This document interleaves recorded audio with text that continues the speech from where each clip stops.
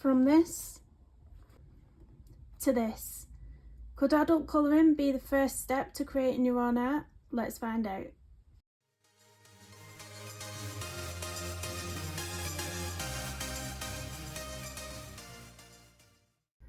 Welcome to the channel. So we're going to go right back to the start of my journey and see how I got into doing my artwork and how did I go from adult colouring to paintings and pan pastel pet portraits and sketching. So we're going to have a look and see who's inspired me to continue progressing with my art and why I think adult colouring is a good first step.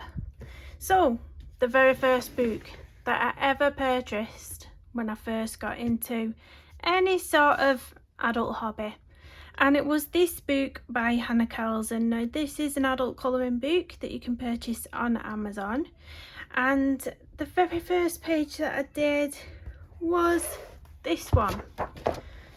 Now I hate this page, I really do. I can see everything that's horrible about it, all the flaws about it, but this was the first ever page that I ever did. And I think it was either done with the Black Widow pencils or the Castle Art pencils. I think it was one of the two. It could even have been the Artisan Expert pencils. I'm not quite sure, it was ages ago. But you can see how I was just doing this for fun, doing it for a hobby. I wasn't taking it too seriously. I didn't know an awful lot about blending, about anything really. You can see on the hair here that I think I actually used some of the blending solution to try and get a blend on that coloured pencil, and I didn't like the outcome of that. The fur on this, you can see I did not have a clue how to do fur. You can just see how terrible it is, but I'm very critical of my own stuff, but you know, terrible.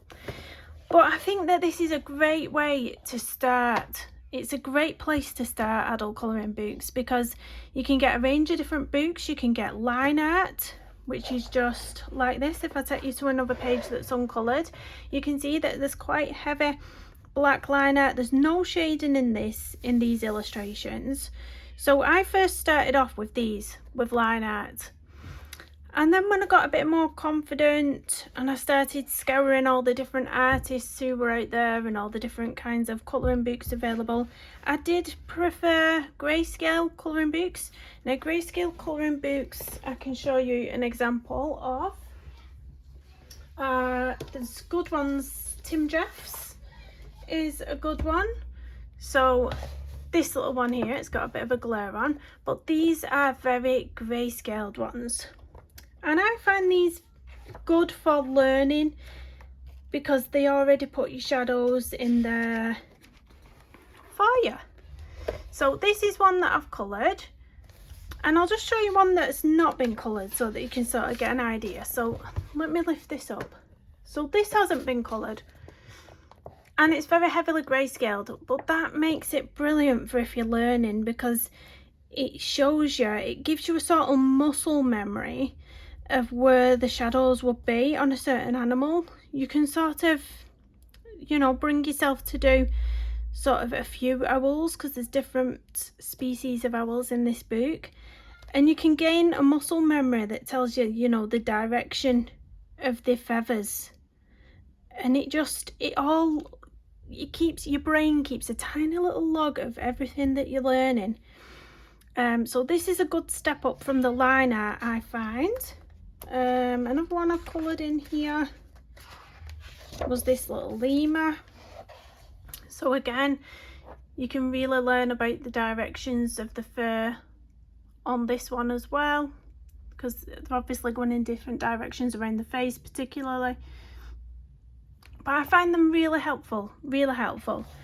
So going on from the very first page that I ever did in a colouring book, which is the one I just showed you, making a horrible noise, but moving on from the very first one I ever did to one that I've done more recently, so you can see the progression through the colouring, was this is Christine Caron's Wildflower Folk, and it was this one.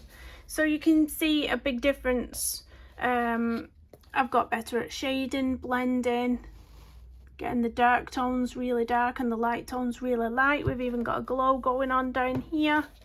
And these pages are grayscale as well, so if I take you to another page that's uncoloured, you can see. So you're gaining that muscle memory again each time you colour one of these pages, particularly her, because her will always be the same. You'll always sort of get the same shadows and highlights in her in the same sort of places. It's a really good one to start with. I love this Christine Karen for learning how to do her. I also love Mariola Budek. She's got some really gorgeous illustrations with lots of her, and it's all grayscaled so that you can, you know, you can see where you're putting your lights and your darks. But yeah, so that was my little progression with the colouring. Next up, I started to, because Camilla Dericourt, one of the artists who I'm very inspired by, she has some colouring books, adult colouring books, so these ones get you in shot. So from finding out about her colouring books, I then started following all of her artwork. So she does a lot of acrylic and oil based artwork. Really love it. So I bought 2 books from Camilla Dericourt and just get them. So the first one I purchased was this one, and it's Pop Manga Drawing, and it's a tutorial book.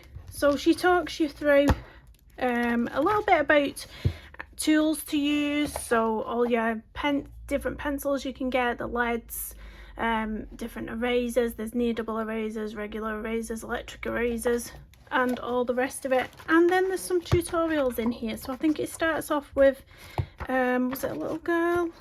Yeah, it was a little girl. So it starts off with this one, so it will show you step by step. So each step will have a description on this side and then a visual. So you start off with this is what you start off with, and there's different tutorials throughout the book. So I got this to have a little go, and I'll turn the pages and show you mine. So I did purchase a moleskin sketchbook to do this. So moving on straight from the colouring, I purchased this book and I thought I'm going to have a go at sketching, because why not? What can go wrong? You've got a pencil, you've got a razor. If you don't like your lines, you can erase them. It's very easy to do. So this is that's a little Camilla Dericourt print as well. So this was my very first sketch using this tutorial book. If I put these side by side, you can see mine's by all means not perfect. I can see all the flaws in it now, but for a very first sketch attempt with graphite pencils, I don't think it was too bad. You can see the date on this, so it was 3 years ago. It was April 2020.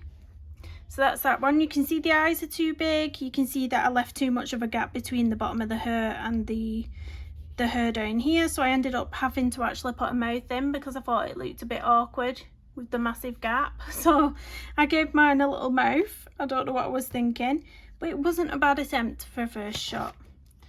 Then we moved on to something a bit more tricky. So this is this one, and you can see it gives you the step by step again, and then this is the finished girl. So again, by all means not perfect, but you can see that I'm gaining some more confidence. I really liked around the little nose and mouth on this one. The eyes were a little off, the eyelashes were a little bit wilder than what was on this, but again, not too bad. And then we move on to the next tutorial, which was one of her bees that she's famous for. I love this one. I actually was really proud of this one when I completed it. So there's the step by step, there's what it looks like, and I was really happy with that one. Next up we have this little Batgirl. So here's the step by step of the Batgirl, and there she is, and again I was quite happy with that one. We've got a glare, but there we go, I was quite happy with that one. Next we have this boy. Now I really love him as well. Let's find him. Really loved doing that one. I love the little drip effect that she got going on here.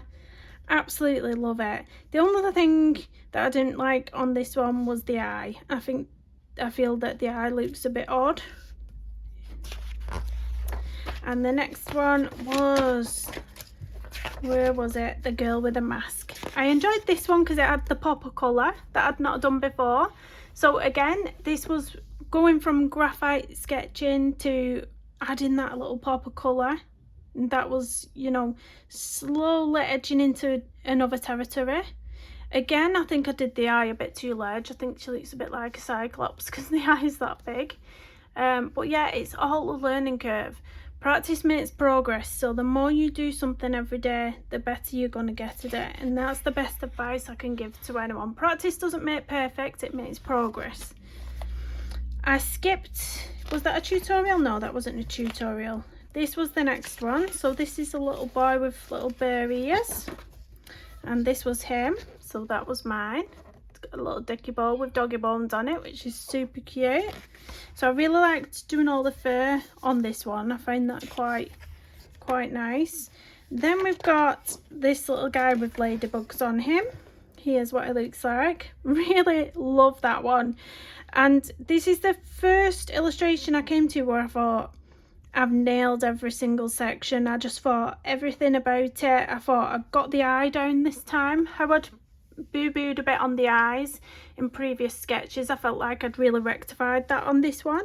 So this was the first one I came to where I thought, yeah, you've nailed it on this one. So next up was a little moth, was it? There we go, a little moth. It's an emergency vehicle going past. Really love this one, but I felt like, you know, it was going from manga boys and manga girls to sort of insects and animals. And again, it's an extra learning curve, so I feel like there's quite a lot of mistakes in this one in comparison to this side. This wing, we've got a straight line going up where it's curved. Again, on this curve here, we've not got the right curve on that. There's lots of little things that I look at now where I think, oh, I wouldn't have done that now. But it's, again, it's your learning curve. So next up, we had this girl, which I really struggled with this one. And you can see it looks nothing like this one. I really struggled with that one. I think as well as learning how to do facial features and other things as you're going through this book, you also learn different angles as well. So this girl, she's obviously got her face angled in a certain direction, and I found that tricky. I found that quite tricky. I found the braid quite tricky as well on this one. I like this little sunflower. He's cute. But yeah, I did find that one quite tricky. Next up, we did this one. Now I think I actually did this one on my channel as a live stream, so I think you can go back and see me sketching this one on the live stream. But I love that one. I really do like that one. Again, all these were done in 2020, so this was all the sketching I did in 2020. We've got this little girl here. Love that one.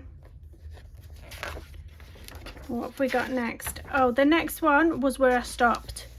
So I started sketching this guy out. It was looking fine. It was looking okay. This was the basic sketch before I put any shading into it. And then I sort of got a little bit bored. And I started thinking, rather than copying somebody else's work, it's nice as a learning tool. But I was getting to the point where I wanted to try doing my own stuff, my own individual original stuff.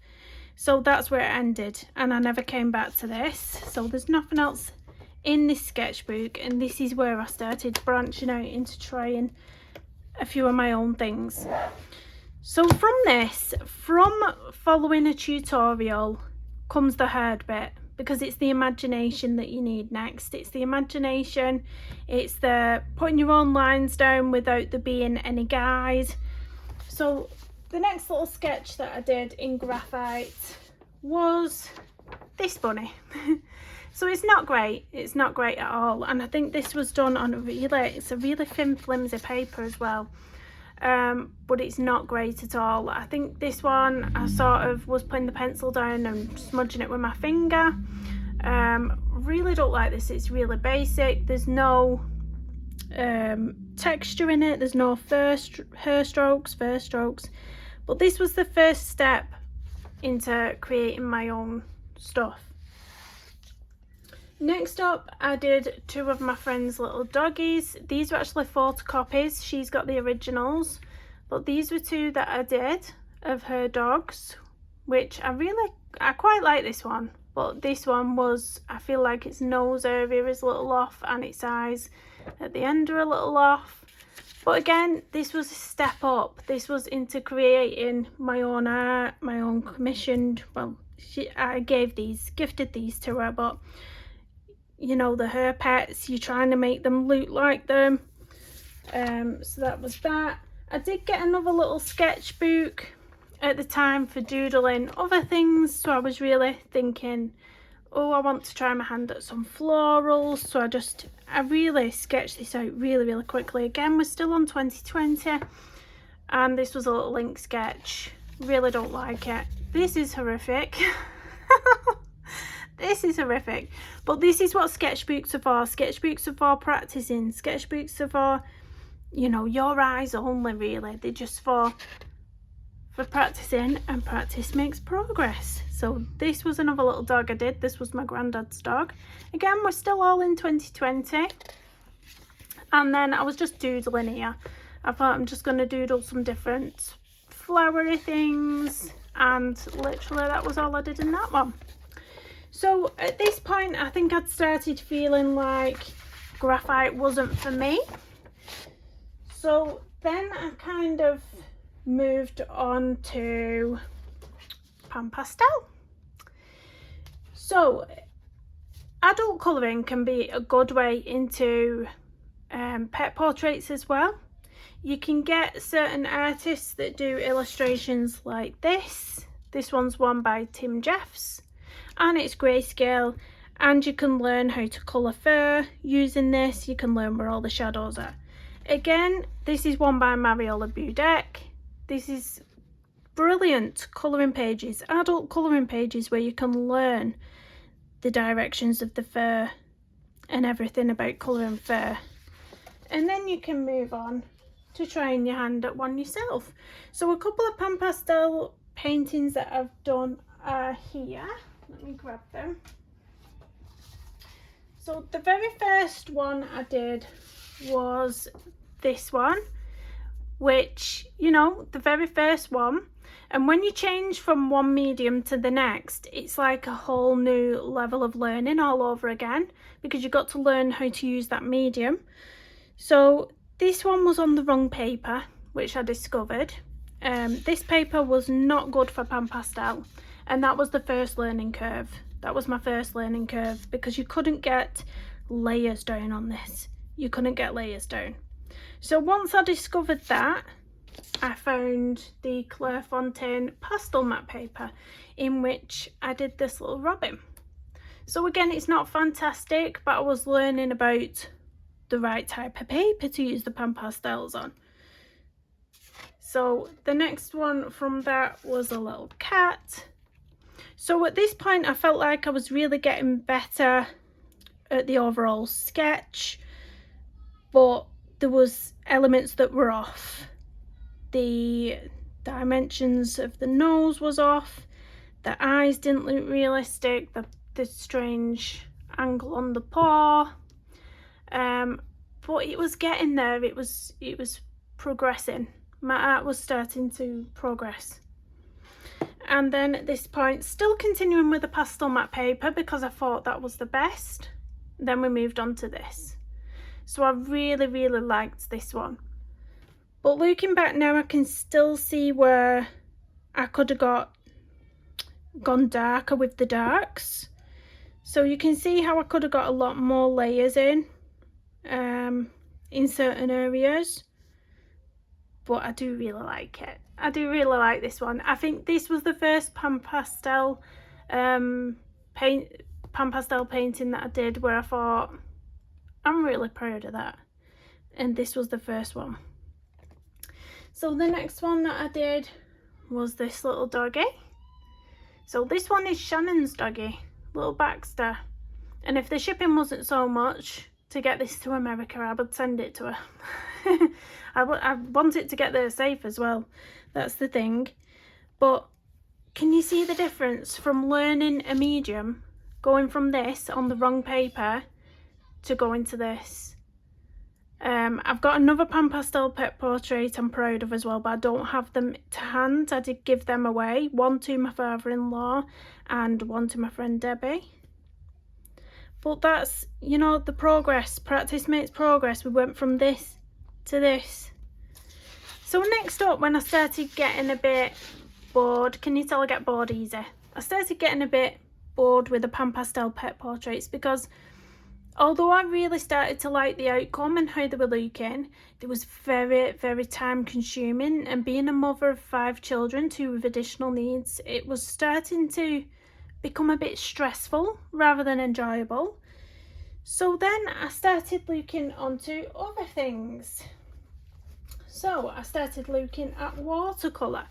So I did pick up this book. So this is by Liz Chatterton, and it is Painting Animals in Watercolour. And I did have a little look through here, and there's, you know, some step-by-step tutorials in this one as well. Tells you all about which different watercolours, different tools to use on this one. And I did do a couple out of here, I think I did an owl which was in here. I'm probably not going to be able to find it now, but I will just show you these paintings that I did if I can find them. So in here we have a little bumblebee that I used from this book. So, but I wasn't happy with watercolour. For some reason I didn't feel like I was comfortable in this medium. Again, this was started in 2021, so you can see the progression timeline here. Some little ducks, I did quite like that one. But yeah, I just felt like it wasn't my medium. It wasn't my medium. This one had some soft pastels over the top of watercolour. Again, this owl was a tutorial in this book. And then I started doing a few of my own. So I did a little frog. Again, it's a new medium, so we go back to reverting to trying to learn the new medium, which, you know, it sort of puts your illustrations back to square one again, learning the new medium. So we've got a parrot and a sea turtle. And that was that really. I think I did a panda. We did a panda in here and a little bit of a floral, but I really wasn't feeling it. I wasn't feeling it. I then dabbled in between the watercolour. I got, somewhere along the line, I got this other book by Camilla Derico. Now this one is all about her acrylic paintings, her oil paintings, and she paints them on birchwood boards. Birchwood boards, I think they are. So, you know, in the front it shows you all the tools she uses. So this is the board she uses to paint on and all the tools. And I sort of got inspired by this, but I thought I don't want to go straight in and purchase some board to paint on. I want to try and do it on a canvas first. So I did purchase, I will show you if I can get it. I purchased some of these Arteza pads. So these are acrylic pads sheets, and you get 16 in here, so you can just tear them out. You can tear them out as if you tear paper out of a book, but it's canvas. So I did a couple on there, which I don't know where they are. I think it was just practices that I threw in the bin, but this was what I practiced on first. Then I bought some different canvas boards, and one of the paintings I did with acrylic paints was this one. So let's see if I can bring you up a little bit. Bring you up there.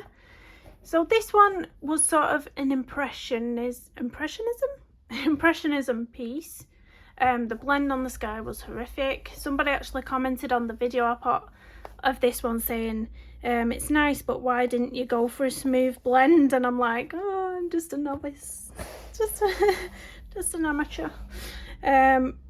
But yeah, and I glazed this with some, was it the golden glaze or something over the top, so it's all protected now. But again, it was just trialing another medium. It was just having fun, it was practicing, it was seeing how these mediums worked. And because when you start doing art, you want to find a medium that you're comfortable with, that you enjoy. So I've sort of really dabbled in everything. So moving on from this, deciding that I didn't quite like normal regular watercolour, I then moved on to gouache. So I purchased the Pantone cards. You've probably all seen me show you these before. These are little 100 Pantone cards that you can get on Amazon. They're all different coloured cards. You can get lots of different coloured cards.